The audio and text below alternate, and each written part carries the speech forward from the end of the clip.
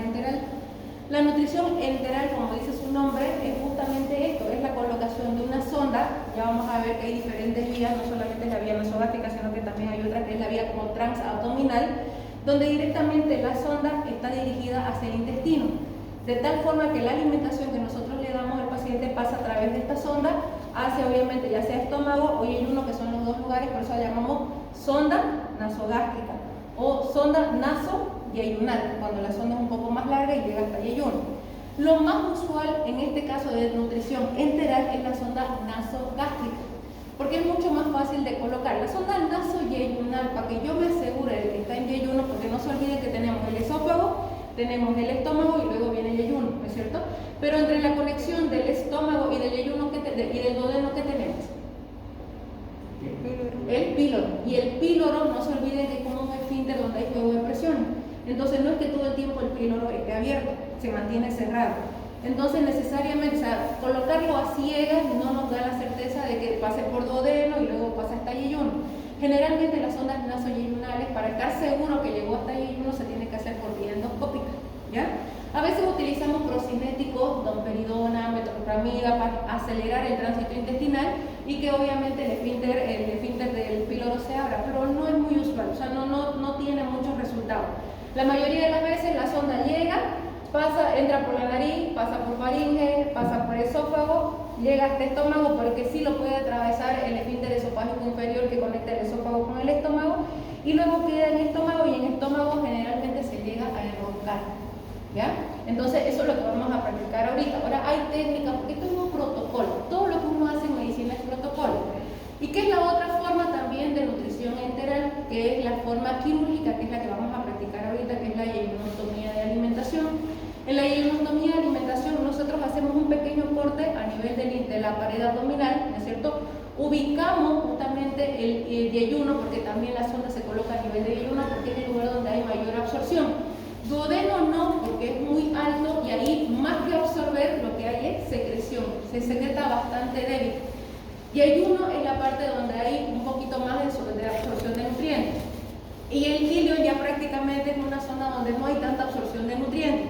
Si bien obviamente es como que más también de secreción y no tanto de absorción. Y lo que nosotros queremos es que los nutrientes que le pasemos a través de la sonda se absorban en el paciente, ¿no es cierto? Entonces también vamos a hacer esa práctica.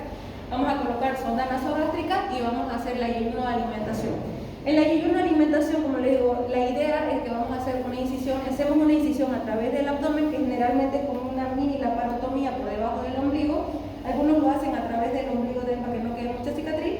Yo normalmente lo hago por debajito del ombligo. Ubico el yeyuno, porque tengo que identificar el yeyuno también. Esto también se puede hacer por vía abierta o por vía laparoscópica.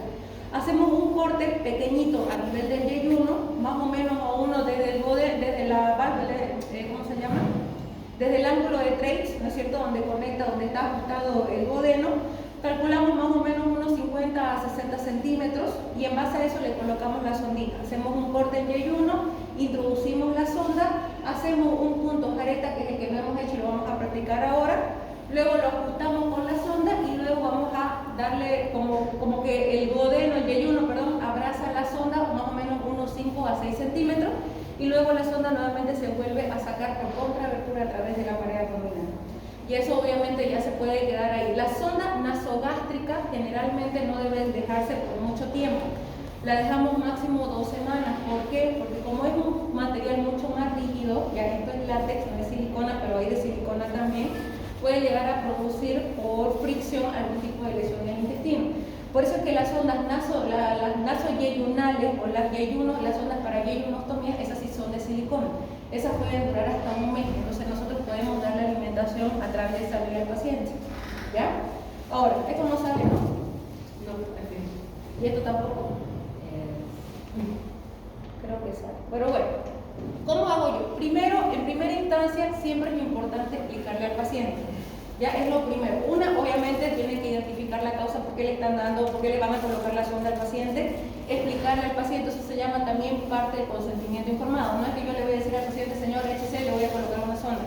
El paciente se va a asustar porque no le están explicando por qué, ni para qué, ni cómo. Y eso hay que explicárselo al paciente para que él esté consciente. Ojo, la colocación de la sonda nasogástrica es con el paciente despierto de preferencia. Si el paciente despierta, si está durmiendo, obviamente va a ser más fácil. Pero si el paciente está despierto, el paciente les tiene que colaborar, que lo vamos a practicar ahorita, porque el paciente tiene que tener el reflejo de tragar, porque de esa forma ayuda a que la sonda vaya pasando. Porque en el momento que nosotros tragamos, ¿no es cierto?, hacemos el reflejo de tragar, ¿qué es lo que pasa? Estamos acelerando el tránsito intestinal. Entonces, como si estuviéramos nosotros, o como si el paciente estuviera metiendo la sonda por él solo. De tal forma que obviamente también les voy a enseñar, porque se le puede echar un poquito de agua para que el paciente trague y la sonda resbale y vaya más rápido, ¿ya? Pero ¿cómo es lo que yo tengo que calcular? ¿Dónde está? ¿Me prestas una sonda, por favor, y guantecito? ¿Una sondita? O esta sonda, esta la voy a sacar y después la volvemos a poner. Es para que cada ustedes quede enriquecido.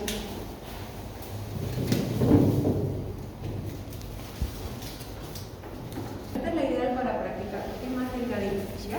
Y son así, tal cual. Que lo primero que yo tengo que hacer, obviamente, vamos a dejarla aquí a un ladito, ¿ya?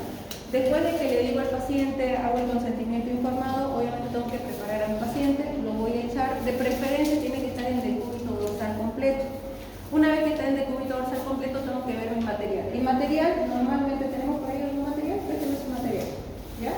Esta no, porque esta es una de aspiración, porque no es una nasogástrica, ¿ya? Esta le ponemos y esta es rígida, esta no.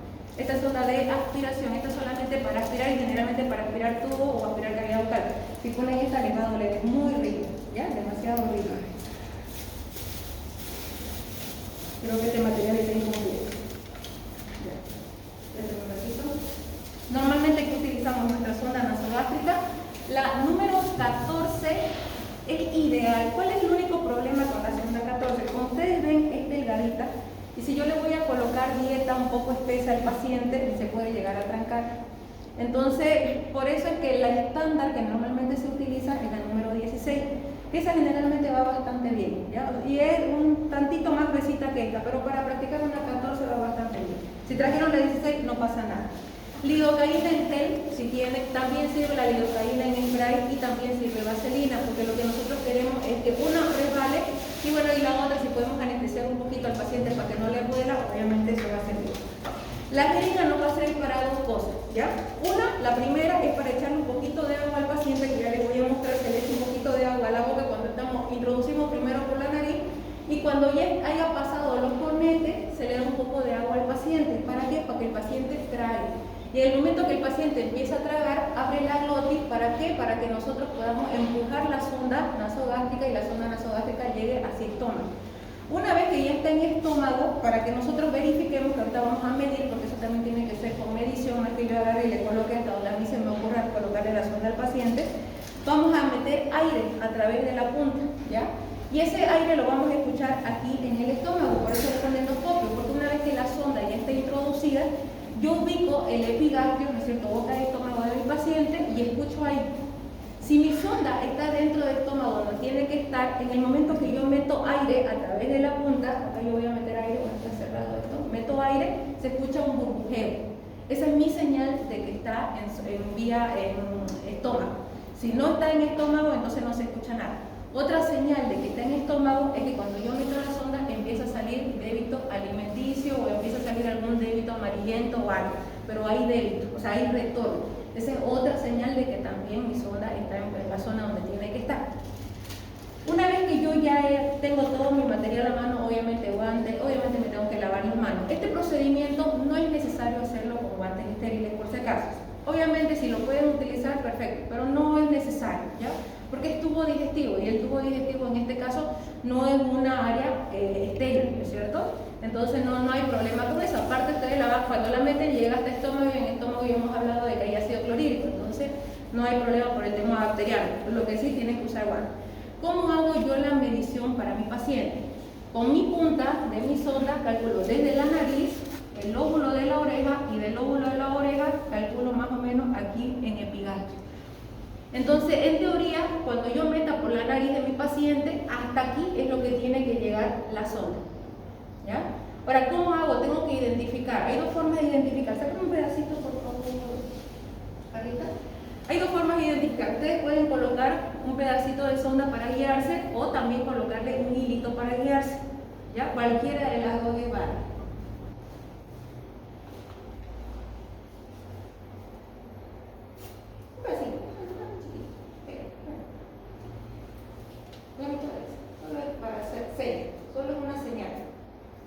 Exactamente. Entonces yo ahí más o menos calculo. Esta me parece sonda nasoiliar, ¿ya? Y bueno, entonces una vez que ya está medido, coloco lidocaína en mi sonda, preferencia en la punta, ¿ya? Y empiezo a colocar. Tengo que identificar cuál de las dos. A veces el paciente, y es bueno preguntarle si tiene algún tipo de lesión a nivel nasal, si tuvo fracturas nasales, porque cuando tiene fracturas por la fibrosis que se produce en el momento de la cicatrización, va a molestar al paciente. Entonces hay que preguntarle al paciente. Y no crean, el paciente a veces sabe, y ustedes también en algún momento, cuál narina, por ejemplo, funciona mejor que la otra, y pasa. Entonces, en este caso, el lado izquierdo, entonces lo que hago primero yo es meter de a poquito, obviamente le tengo que hablar al paciente. Esto es mucho de hablarle al paciente para que psicológicamente él esté preparado. Una vez que yo llego, ya ahí lo van a sentir ustedes, cuando ya llego hasta la partecita antecito de la glotis, es ahí donde con mi jeringa con agua le digo al paciente que abra la boca y que vaya tragando. Entonces le doy un poquito de agua. Obviamente, de preferencia, esto tiene que ser con ayuda. Hay que hacerlo entre dos personas. Una persona sola es un poquito más dificultoso. Una vez que yo le pongo un poquito de agua a mi paciente, ya, le voy a decir que trague la saliva o que trague el agua que le estoy dando. ¿Para qué? Para que así directamente vaya revelando. Cuando ingresa fácil, fíjense, no tiene ningún tipo de, ¿cómo se llama? Ningún tipo de stop, no hay nada que lo atore. Ahora, si ustedes llegan, por ejemplo, a un lugar y hay un stop, lo que se puede hacer es retroceder un poquito, ¿ya? Y volver a introducir. No fuercen, porque si ustedes fuerzan, se puede perforar el esófago o se puede perforar el estómago. Entonces, no vale la pena forzar. Esto tiene que entrar fácil, por eso es que el paciente, hasta el último momento que llegue a la señal, que es en este caso esta señal, hasta ahí tiene que seguir tragando. No tiene que decir el paciente que trague. Entre más trague el paciente, más fácil, porque la sonda resbala. Se va junto con lo que el paciente está tragando. El mismo paciente la va empujando la sonda. Una vez que llega a la zona donde yo he señalado, tengo que hacer la prueba. Me pongo mi fonendoscopio, ¿ya? Me voy a poner mi fonendoscopio y con mi jeringa agarro y insuflo aire. Obviamente, una persona va a insuflar aire, con la otra persona va a estar escuchando. Si se escucha gorgorismo, como un burbujeo, que se escucha así, entonces eso quiere decir que sí, efectivamente estoy en estómago. Y si por el contrario no se escucha nada, pero sale débito, ¿ya? Amarillento, verdoso o agua, eso también es señal de que estoy en estómago. Una vez que yo ya he identificado que estoy en estómago, ¿ya? Préstame eso. ¿Ya? ¿Tenemos una tijerita? Préstame una tijerita. Una vez que yo ya he identificado que estoy en estómago, tengo dos formas de fijar. Es importante la fijación de la sonda nasogástrica. Muchas veces colocamos bien nuestra sonda, todo bien, pero resulta que el paciente se mueve y ¿qué pasa? Se jala o se sale. ¿Y qué significa? Volver a recolocar nuevamente la sonda. Entonces es importante recolocar nuevamente la sonda al paciente. Bueno, yo traje otra chiquitita. ¿Alguien tiene micrófono más grueso por si acaso? No. Ya no pasa nada. Vamos a hacer otro.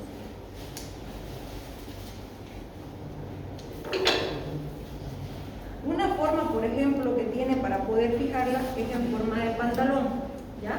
Ustedes lo hacen más o menos así, o lo pueden poner, si fuera el más grueso, por ejemplo, lo cortan por la mitad y lo forman como un pantaloncito. Esta parte de arriba del pantalón lo ajustan en la nariz del paciente y con la otra, con una patita, primero enroscan su sondita de esta forma y con la otra también lo enroscan pero del lado contralateral. Y después lo que hacemos es colocarle también una sonda por encima. Aquí yo siempre les aconsejo limpien la nariz del paciente porque a veces puede estar un poquito grasosita. Entonces con un poquito de alcohol blanco se puede limpiar, que seque bien y de ahí recién lo ponemos. Y lo ajustamos ahí. Entonces de esa forma ya no se va a salir la sonda del paciente. Otra forma que también se puede hacer es colocando un hilito. ¿Ya? Yo puedo colocar un hilo largo que seguramente lo van a ver cuando corten en pediatría. En los niños no se coloca en la nariz, ¿ya? Porque por el riesgo de lesionarle un poquito la pielcita, entonces no se coloca, ¿ya? O porque también se puede producir necrosis de la nariz en los niños, en los cartílagos. Y obviamente si es mucho tiempo también lo ideal es mejor cambiar. Se puede poner un hilito que va a ir ajustado hasta aquí hasta arriba, ¿ya? O sea, yo le pongo un hilo aquí a la señal donde coloqué, lo ajusto bien y le pongo la colita hasta aquí de larga, pongo un micropore y encima del otro, del hilo, le pongo otro micropore para que quede agarrado. Entonces tienen esas dos opciones, ajustarlo o aquí directamente fijarlo en la nariz o fijarlo en la frente por medio de un hilito. ¿Ya? Son las dos formas en lo que lo vamos a hacer. Ahora chicos, ¿quién va a ser el voluntario?